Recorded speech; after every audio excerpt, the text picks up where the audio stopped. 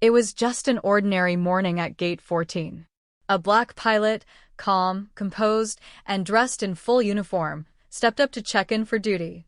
He'd flown this route dozens of times, but today, something was different. The gate agent narrowed her eyes, held his ID like it was forged, and with a tone soaked in suspicion, said 5 words that changed everything. "This doesn't look right." What happened next? A silent terminal turned into a firestorm. Within minutes, the truth came crashing in, and so did the captain's announcement that would leave everyone speechless. What followed shook the entire airline, exposed hidden bias at the top, and sparked a movement no one saw coming. Stay with me, because this isn't just a story. It's a reckoning. Before we dive in, let me know where you're watching from in the comments, and if this moved you, hit that subscribe button. You're going to want to hear how it ends. The air inside the terminal was thick with the sound of voices going nowhere, airport chatter, call-outs for boarding zones, tired footsteps dragging across tiles that had seen too many hurried goodbyes and not enough truth. Captain Elijah Brooks stood in his uniform beneath the fluorescent haze of Gate 22, shoulders squared, tied straight, and bearing the quiet armor of a black man who had spent a lifetime learning to walk through fire without ever flinching. He did not need words to feel the heat. He could read the look in Claire Whitaker's eyes before she said a thing.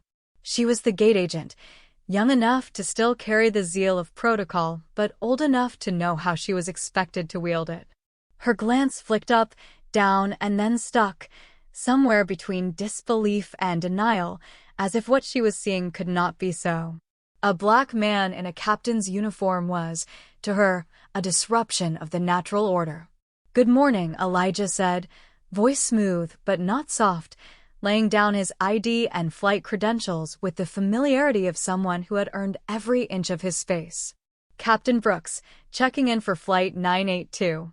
Claire hesitated, just long enough for the moment to sour.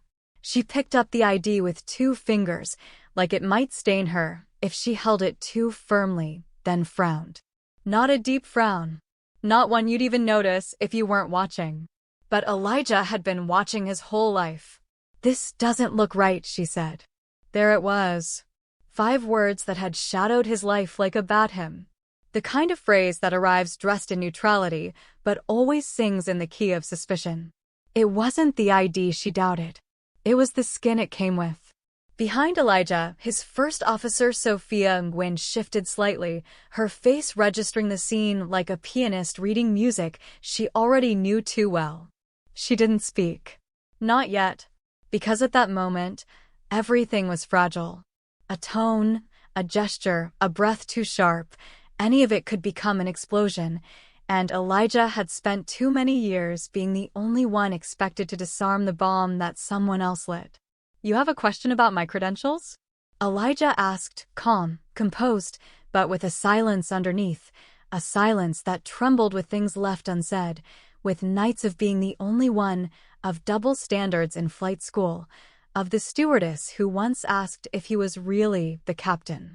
"I'll need additional verification," Claire replied, her voice steady, her eyes avoiding his now. "These can be very convincingly faked." That's when Sophia stepped forward. Not because she had to, but because something in the moment demanded a witness. "Captain Brooks is my commanding officer," she said. "We're flying together today." Still, Claire didn't budge. She turned the ID over, holding it up to the light like a counterfeit bill. Her silence now was louder than anything she'd said. Behind her, the boarding line slowed. People began to look up. Passengers shifted uncomfortably, not sure what they were watching, but knowing something was wrong. That was the worst part, how no one ever said the word for what it was, but everyone knew its shape. It hung in the air like an old smell, like smoke in a room long since burned. Elijah didn't raise his voice. That was the rule, after all. Don't make them uncomfortable. Don't give them an excuse to name you angry when all you are is tired. "Perhaps you could call your supervisor," he said. Claire hesitated. She could have said yes, could have walked it back. But her pride was too deep, her bias too invisible for her to feel its weight. "That won't be necessary," she said, just as Reggie Simmons, terminal manager, and the kind of man who actually paid attention, stepped into view. "What's the problem here?" Reggie asked, his eyes scanning the scene with the quiet calculation of a black man who'd seen this movie before. Claire explained. Elijah watched her tone shift in real time, from assertive to justifying. But it was too late. "Captain Brooks," Reggie said warmly. "Good to see you again. I apologize for the delay." Claire's face flushed, but her apology never came. Elijah collected his ID, nodded once, and walked toward the gate. Behind him, the silence roared. The kind of silence that didn't come from absence, but from people choosing not to speak. And the truth is, this wasn't a headline. This wasn't a moment meant for the history books. It was ordinary. And that, in itself, was a tragedy. Because racism, when it gets truly comfortable, doesn't shout. It whispers. It makes protocol its disguise. And then it waits, quiet as breath, for someone like Elijah Brooks to pretend it never happened. But not today. Today was just the beginning. Captain Elijah Brooks didn't speak of the gate incident again that morning. He carried it the way black men have learned to carry things in America, with quiet grace and folded fury, like a letter slipped into the inner pocket of a suit you wear too often. The plane took off on schedule. The sky was blue. The passengers were calm. And no one, not even Sophia, brought it up again. Not yet. But silence has weight. And it settles into the air like dust on an old photograph. Hours later, cruising at 35,000 feet above a country that still hadn't figured out how to see a black man in a pilot's uniform without suspicion, Elijah turned his attention to the cockpit instruments. Routine kept the world from falling apart. And yet, beneath the whir of engines and clipped radio chatter, he felt it again, that subtle edge of being watched, of having to prove something he'd already earned. The uniform didn't shield him from it. It never had.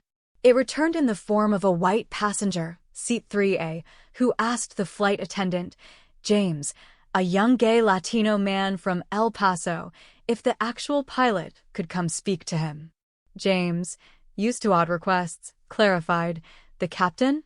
He's flying the plane." The man insisted, said he was nervous about turbulence and wanted reassurance. But what he didn't say echoed louder than the words he chose. James looked toward the cockpit, hesitated, then walked down the narrow corridor to deliver the message. Elijah didn't sigh. That would give it too much power.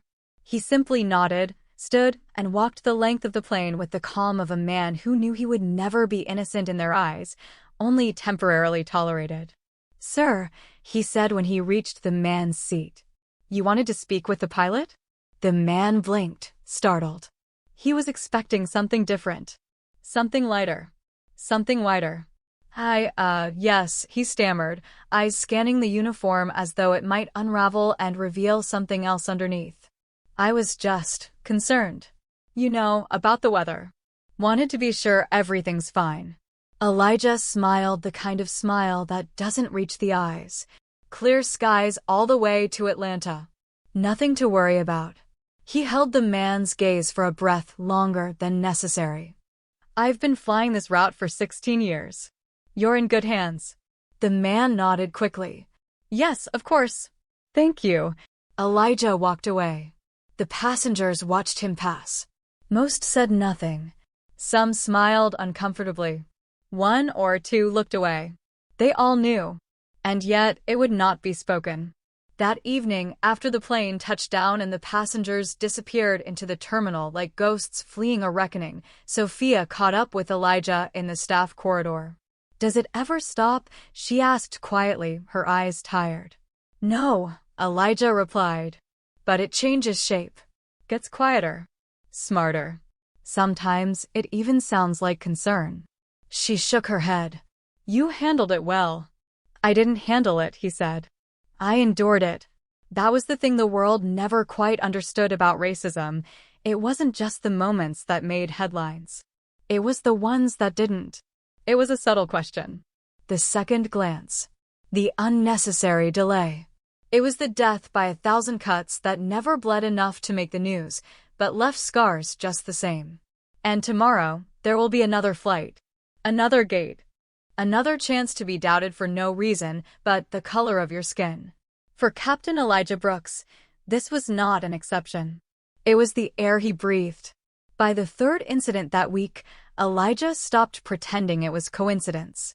Coincidence doesn't shadow you from terminal to terminal. Coincidence doesn't flinch at your credentials.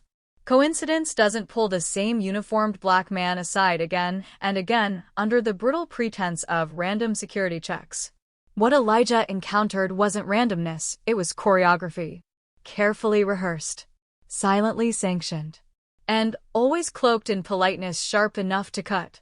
It began with a delay at Gate B6 in Dallas. The same look again, this time from a younger agent. A woman, olive-skinned, hair pulled into a severe bun.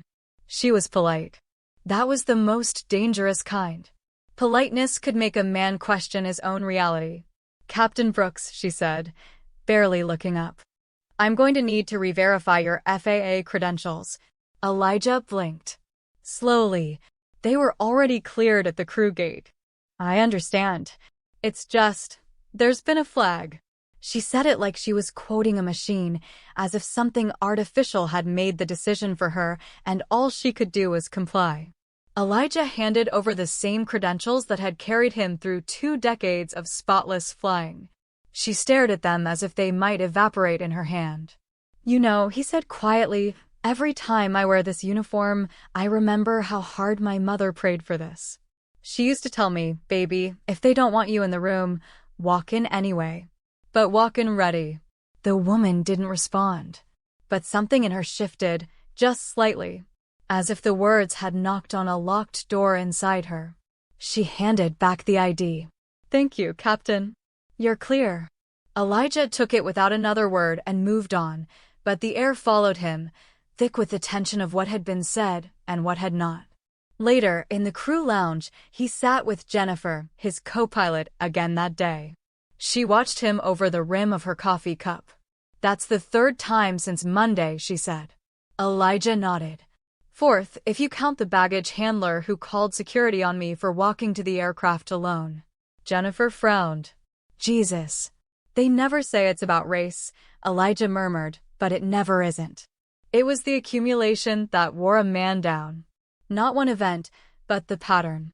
The unbroken chain of suspicion.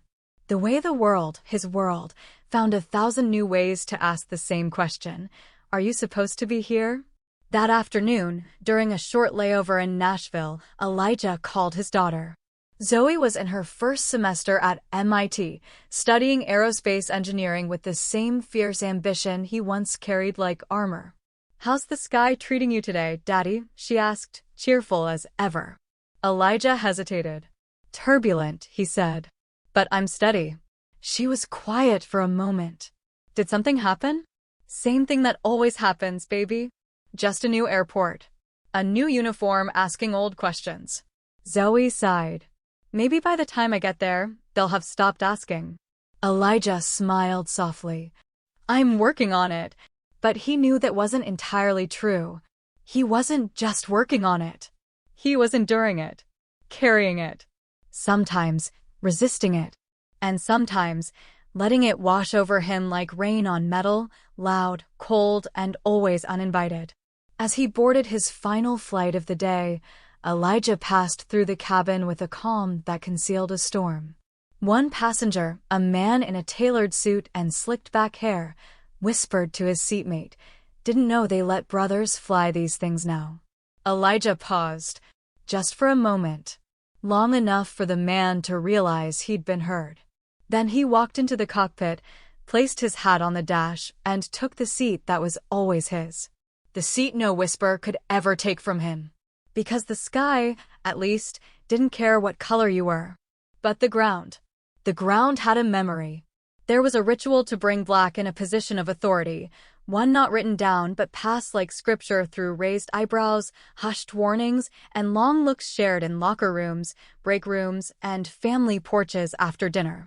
Elijah had mastered this ritual.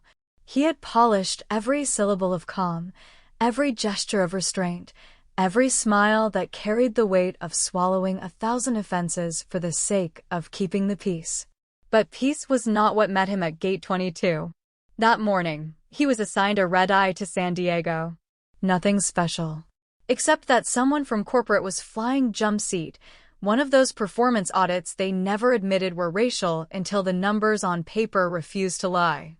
Elijah arrived early, as always. Every crease in his uniform is sharp enough to slice silence. He greeted the crew, made his way to the gate, and stood just off to the side, waiting, watching, breathing.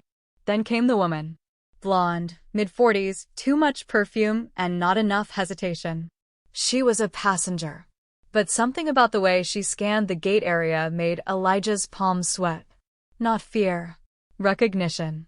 When boarding was called, she stepped up, ticket in hand, and then froze. Elijah had just turned toward the door when she raised her voice, loud enough for the gate agent and several passengers to hear. "Excuse me, is he really flying the plane?" Silence fell like a dropped tray. Elijah turned, slowly. The woman blinked at him, then glanced at the agent, as if still waiting for confirmation. Her eyes searched his face, not for reassurance, but for explanation. I thought you had to be, from the Air Force or something to do this job," she added with a tight, nervous laugh. No offense. The gate agent, a young man named Drew, looked frozen. His face is a mask of white panic. Elijah could feel the eyes on him, the crew, the passengers, the corporate auditor somewhere behind. He could have said 100 things. Instead, he stepped forward, looked the woman directly in the eye, and said with measured grace, "Ma'am, I assure you, I've flown this route more times than you've flown, coach." A smattering of laughter broke the tension. But her face flushed red, not from shame, but from being denied the spotlight she thought she deserved. She muttered something under her breath and boarded. Elijah exhaled and turned to Drew. "You all right?" Drew nodded, but Elijah could see the guilt crawling up his spine. It wasn't just the silence. It was that he hadn't stepped in. That he had let it happen, hoping someone else would clean it up. In the cockpit, Jennifer was already flipping switches. "Word travels fast," she said. "Cabin crew told me what happened." Elijah nodded once. "Are we good at flying?" Jennifer paused. "We always are. But you shouldn't have to fly through that, too." He didn't answer. What was there to say? As they pushed back from the gate, the weight settled into his bones again. It wasn't the comment that stung. It was the quiet consent of those who stood by. The ritual of silence.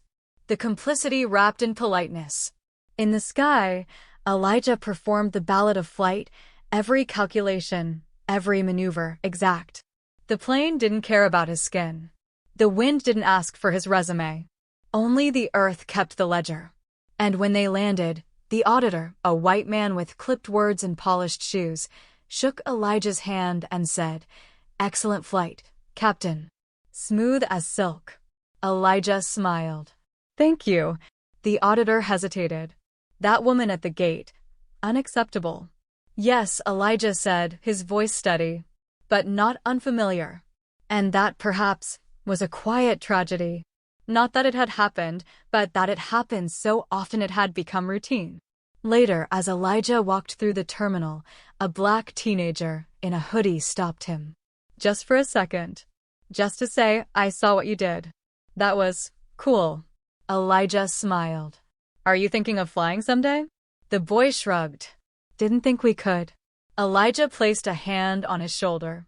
"We can. We do. And if you want to, you will. Because sometimes the ritual could be broken. Not by confrontation. Not by violence. But by visibility. By simply existing in spaces built to keep you out and making them your own. And by walking on, head high, through every terminal where your very presence was the quietest kind of revolution. The world doesn't need more proof. It never did. Proof has been standing in line, getting followed, getting passed over, getting smiled at with teeth that hide knives. But what the world does with that proof, that's the quiet war black folks fight every morning. Elijah knew this better than most.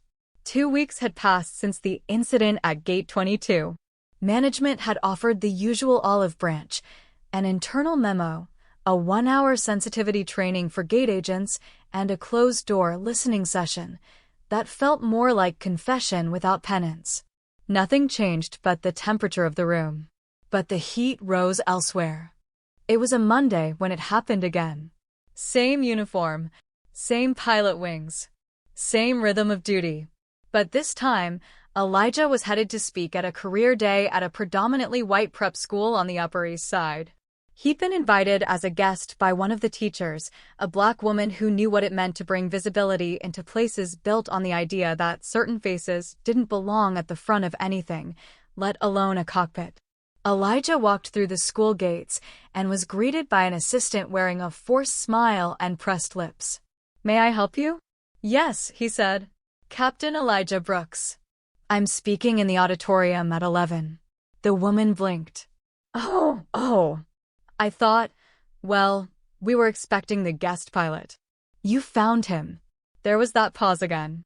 That split-second recalibration when someone's reality gets rearranged and you watch their mind try to assemble new coordinates while pretending they were never lost. She led him to the auditorium without another word. The teacher, Ms. Hughes, met him with warmth and quiet strength. She hugged him in the way black folks do when they recognize one another in enemy territory. The kids trickled in. Most looked curious. Some looked skeptical. A few looked ready to dismiss everything the moment he opened his mouth. Elijah had seen that look in first class too many times, always polite, always ready to ask where the real pilot was. He stood at the front of the room, took a long look at the sea of young faces, some brown, many pale, and began. "Have you ever looked up and seen a plane draw a line across the sky and thought, I wonder what it takes to fly something like that? Well, I've drawn a few of those lines.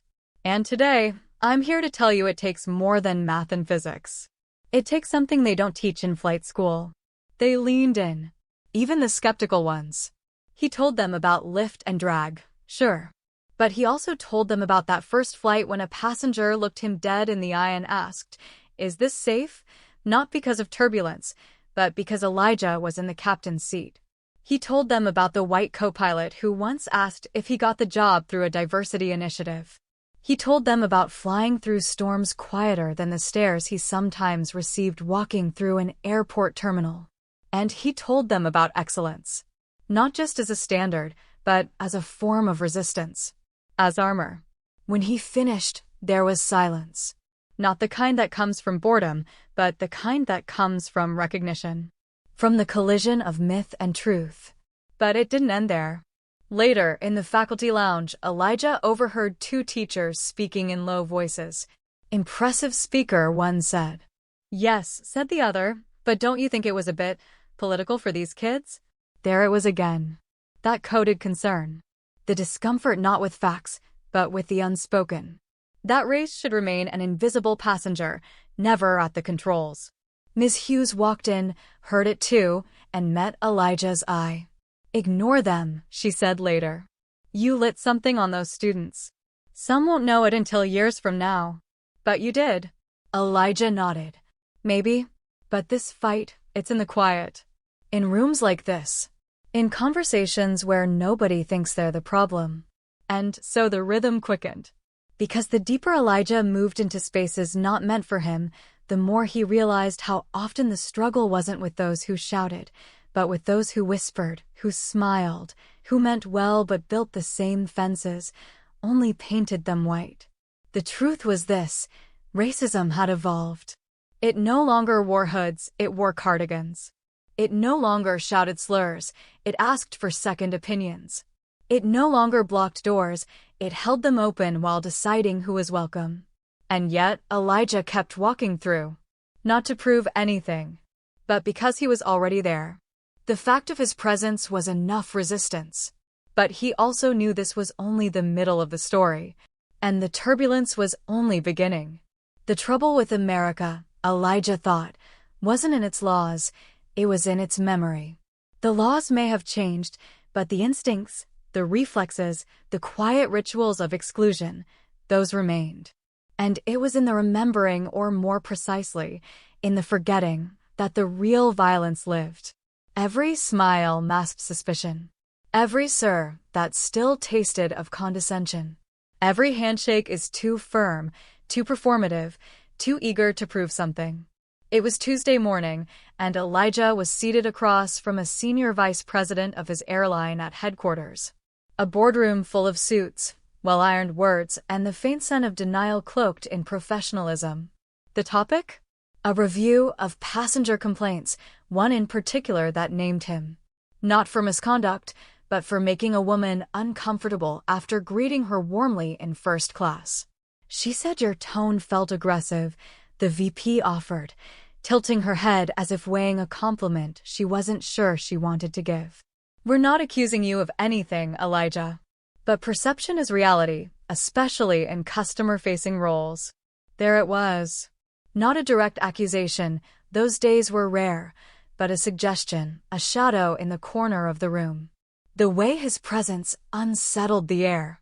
How his warmth could be misread. How professionalism, when housed in a black man's body, became a threat to someone else's comfort. I said, "Welcome aboard, ma'am," he replied, his voice steady. With a smile. "I'm sure you did," she said quickly, folding her hands. "It's just, this isn't the first time someone's misunderstood your demeanor. We're just asking for awareness." But whose awareness? Elijah thought. Mine? Or the woman who's never seen a black man in authority without assuming he must have done something wrong to get there? He left the meeting with no write-up. Just a note in a file. A reminder. And that's the thing, black men in white institutions carry their resumes like shields. They collect accolades like armor. But when the moment comes, none of it is protection. Not really. The record can be perfect, the conduct impeccable, and still, they find a way to say, "Watch yourself." That same afternoon, Elijah walked into a bank to open a trust for his niece, Maya. She was starting school in Baltimore and he wanted to help. A small gesture. A quiet investment in her future. The teller was polite, at first. Then came the questions. The long stare at the check. The phone call to the manager. The hushed conversation. "I'm sorry, sir," the teller finally said, eyes flitting past him. "This amount requires additional verification." Elijah nodded. "May I ask why?" "It's just policy," she replied, avoiding his gaze. He smiled then, but it wasn't joy. It was the kind of smile a man wears when he's been here before. "And how many customers before me today required that verification?" She didn't answer. But her silence spoke louder than policy ever could. Back outside, Elijah sat in his car and closed his eyes. It was always these small humiliations. Not the overt denials, not the fire hoses or jail cells of his father's time, but the tiny paper cuts of modern bias. The bank, the boardroom, the gate agent, the classroom. All separate yet stitched together by a single thread, the disbelief in his legitimacy. And still, he moved. Still, he prepared his lessons for the flight academy. Still, he mentored the young pilots, black, brown, white, who saw in him something rare, presence without apology. That evening, he stood before a room of cadets, most of them under 25, eager-eyed and untested. He told them what no manual ever would. "You'll be judged before you speak. You'll be measured before you act. But let your skill be louder than their doubt. Let your excellence interrupt the story they wrote about you before you walked in the room." The students nodded, scribbled notes, and asked questions. Afterward, a young man waited until the room was nearly empty. Light-skinned, nervous, carrying the right posture of someone who had never quite fit anywhere. "Captain Brooks," he said, "I'm biracial. My mom's white. My dad's from Barbados. I've heard things in class. Things said like I wasn't there. Like I wasn't black enough to be offended. What do I do with that?" Elijah looked at him, long and steady, then placed a hand on his shoulder. "You remember who you are, even when they forget. Especially when they forget." Outside, The night had fallen, and with it, a deeper kind of silence. The kind Elijah knew too well. The silence of carrying weight alone, of pushing forward while the system stayed still. And still, he moved. Because that's what resistance looks like sometimes, not marching or shouting or demanding, but enduring, outlasting the doubt, outflying it. And somewhere deep in the sky above, a plane cut a perfect line through the darkness, unbothered, unbroken, undeniable. There comes a point, somewhere between weariness and rage, when a man begins to wonder if dignity alone can shield him forever. For Elijah Brooks, that point arrived in the form of a letter slid discreetly under his door. No envelope, no signature, just 2 lines scribbled in a shaky hand. "Keep smiling, Captain. But know your seat ain't promised. We still remember who built the cockpit." He held the note for a while, not with trembling, but with an eerie stillness, like a man reading a prophecy already fulfilled. He'd spent decades proving his worth with every landing, every hour logged, every regulation committed to memory. But the note wasn't about performance. It was a reminder that in America, a black man's credentials are often seen as borrowed time. That afternoon, the airport buzzed with its usual rhythm, families reuniting, executives barking into Bluetooths, tourists fumbling with kiosks. But beneath the surface of that choreography was a rhythm Elijah knew intimately, suspicion disguised as scrutiny, concern cloaked in professionalism. He passed through the crew entrance, nodded at a few mechanics, and made his way toward the briefing room. On the door was a flyer someone had posted without fanfare: mandatory DI training for all flight personnel. It was the airline's response to a recent incident involving a flight attendant and a Muslim passenger, an ugly exchange captured on video and amplified online. Inside the room, the mood was thick. A mix of boredom, resistance, and the kind of smirking disdain reserved for anything labeled diversity. Elijah took a seat near the back. He wasn't there to speak. He was there to observe. Sometimes presence is more powerful than protest. The facilitator was young, white, bright-eyed. She began earnestly, asking everyone to share their experience of inclusion in the workplace. There was an uncomfortable silence, followed by the usual platitudes. "I treat everyone the same. We're all just one crew here. I don't see color." Then came the murmured jokes. "I'm colorblind," one pilot said, earning a few chuckles. "Except during Black History Month. Then I'm a little more woke." Elijah didn't flinch. He'd heard worse. Much worse. But in the silence that followed, he felt a quiet pressure building, not just in his chest, but in the room. A pressure born of unsaid things, of truths too long buried beneath politeness. He raised his hand. "When I walk into a cockpit," he said, "I know that some passengers exhale and some hold their breath. And the thing is, they don't have to say a word. You feel it in the way they glance, in the extra second it takes them to greet you. You feel it when the flight attendant asks if you're shadowing today, or when another pilot double-checks the flight plan like your math might need reviewing." The room stilled. "I've had an exemplary record for 24 years. No complaints. No violations. And yet, I'm reminded weekly that I have to be more than excellent. I have to be beyond reproach. Because the second I'm merely human, I become a problem." A younger co-pilot in the front cleared his throat. "But isn't that just pressure? I mean, don't all captains feel that?" Elijah looked at him, gently. "Do they feel it because of their skin, or despite it?" The question hung like smoke. Later that evening, walking through Terminal B, Elijah spotted a commotion near the gate. A black woman, middle-aged, elegant, her cane trembling slightly in hand, was arguing with a supervisor. Her boarding pass had been flagged. Random selection, they said. But she was the only one pulled from the line. Elijah approached. Quietly, carefully. "Ma'am, may I help?" he asked. Her eyes flicked up, saw his uniform, and a glimmer of relief crossed her face. "I just want to get home," she said, voice breaking. I've flown this route for years. And suddenly I'm suspicious. He turned to the supervisor.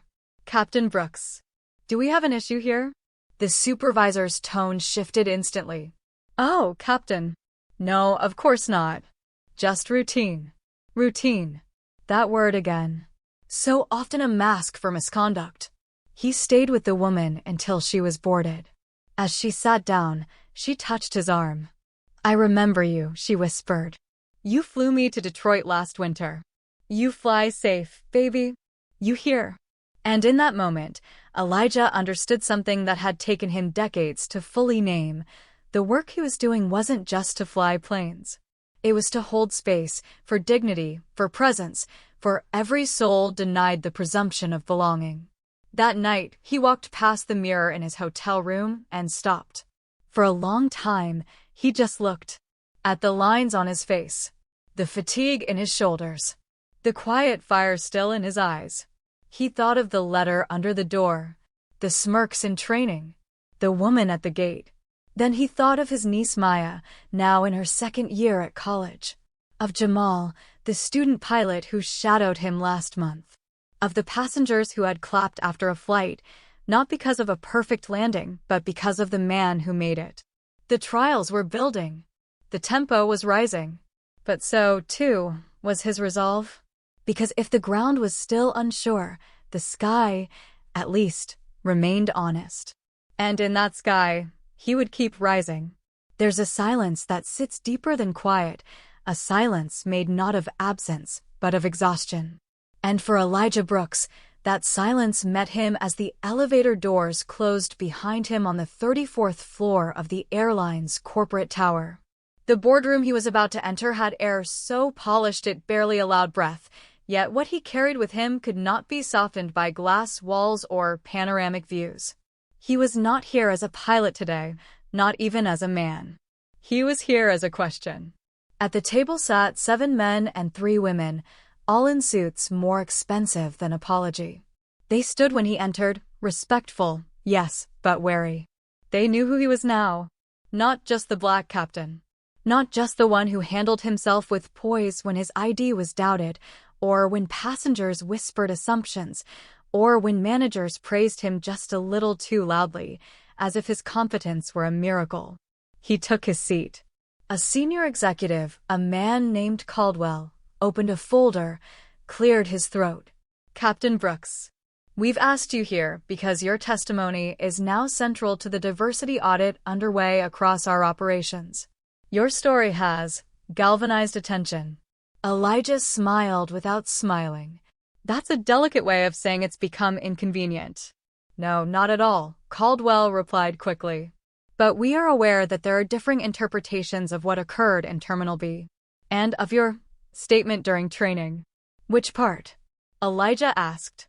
The part where I spoke of invisible burdens?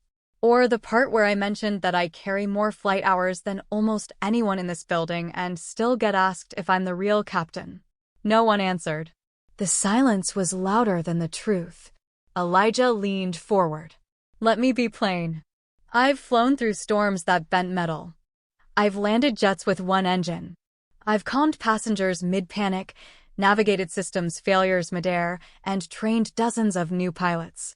But the one thing I have never managed to land, never once, is the full trust of this institution. A woman at the table finally spoke. She was older, wore her hair in a tight braid, and her voice had the soft weight of someone who had been waiting to speak for years. Captain Brooks, she said, what do you want us to do? It was not dismissive. It was almost tender. He looked at her and saw behind her eyes the fatigue he carried himself. The difference was that she'd worn it behind closed doors. He'd worn his in the aisle, in the gate, in the cabin, all while smiling. I want you, he said, to stop pretending it's not there. What's not? Caldwell asked. The distance, Elijah said. Between the words you write on paper, inclusion, opportunity, equality, and the way that same paper is held up like a wall when a black man says, this isn't working. There was a pause, then a shift. Not in their posture, but in their breath. The air had become heavier with the weight of being seen. I've never asked to be exceptional, Elijah continued. But I've had to live that way just to be allowed to be ordinary. That's the contradiction, isn't it? You say we belong, but you ask us to prove it daily. Outside the boardroom, rain tapped the windows like fingers asking to be heard. A storm was coming. But this time, Elijah would not fly above it. This time, he was in it. The meeting concluded, promises made. They shook his hand, too firmly, too quickly. He knew some meant it. Others just wanted the noise to die down. As he exited the tower, an intern approached him, young, eager, brown-skinned with eyes too honest to be cynical yet. Sir, he said, I saw your name on the schedule. I stayed late. I just wanted to say thank you. My uncle told me you were the first black pilot he ever trusted with the sky. Elijah chuckled. That's a compliment and an indictment at the same time. Yes, sir, the young man said. But it's also a beginning. Elijah nodded. Then make sure it's not also the end. That night, Elijah didn't go home. He drove to a small airfield on the edge of the city, where no one asked questions about credentials or rank. Just pilots and planes and the hush of hangars under low light. He stepped into the cockpit of an old Cessna he used to rent years ago. Sat in silence. Hands resting on controls that had no bias, no suspicion, no memory of what color your skin was when you grabbed the yoke. In the dark, he closed his eyes. And he imagined, not freedom, not escape, but something simpler. A future where the next Elijah didn't have to carry all this just to fly. Because the sky, at least, had never asked him to explain himself. Only to rise.